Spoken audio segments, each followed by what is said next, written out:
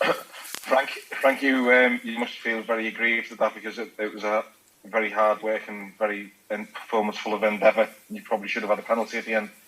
Yeah, I mean, there's no doubt. There's no probably to it, but yeah, the performance was great. The organisation, the work ethic, which we worked on, spoke about, was absolutely applied by the team.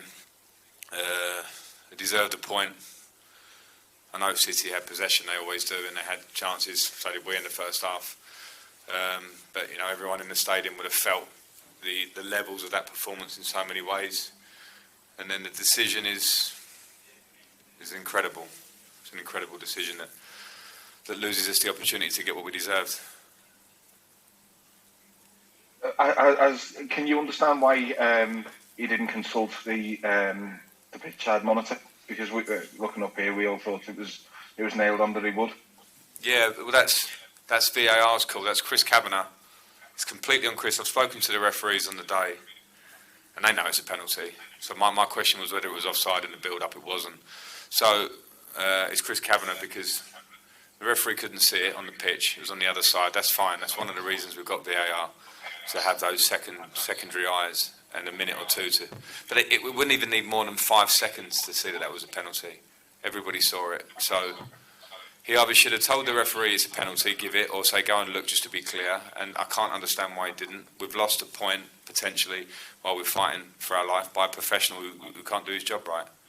And that's amazing. Everyone in the Premier League will know. I'll wait for the statement or the apology or whatever they do when they give a statement about things that were wrong.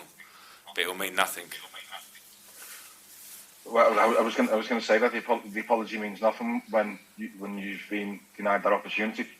Yeah, and then you start searching for whys, and I can't think of why, because it's incompetence to get it wrong. Like anyone who understands football at any level, Manchester City, Pep Guardiola will know, Manchester City fans will know, Everton fans will certainly know.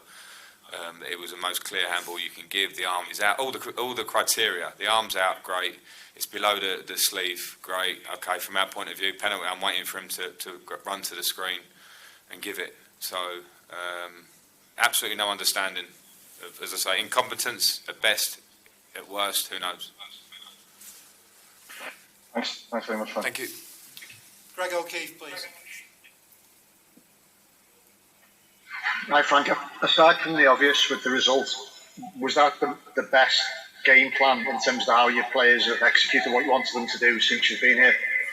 I think that and Leeds. I think Leeds were fantastic. Brentford was great, considering it was our first game, but Leeds was really good. But yeah, I think when you analyse the difficulty and the strength of the opposition, we spoke a lot. I tried not to speak too much because you don't want to sort of strike fear into your team, because City is so complete. There aren't many weaknesses and there are so many strengths, but we laid it out, and then you trust in the players to apply it, and applying it against City means huge work ethic, huge focus, and they did that from the first minute to the last. And even the goal was a mistake. You can't legislate for that. It happens. The lads gave everything, and they deserve more. They really deserve more. And how important was the return of Abdoulaye Doucouré? He seems to make everyone around him step up a level as well. Yeah, he was incredible. I'm a big admirer of him from outside beforehand. To come and have him injured is disappointing, and then to see him produce that level of output, fitness-wise, and just his performance as a whole against the best team in the league, because they're top, was great. So yeah, big plus for him to be back in the team. Thank you. Thank you. Adam Jones, please. Hi, I just wanted to ask about Donny van de Beek. Obviously, he came off in the second half. Was there any sort of injury behind that? No, we hope it's cramp. So that's how we hope. I don't want to completely commit to that, but we hope it is. He said he felt like it wasn't so bad. I thought he played really well. He put in a big shift, and from not playing so many games to coming in and playing a few games for us, cramp would be understandable. We just hope it's not worse than that. Thanks, Frank. Thank you.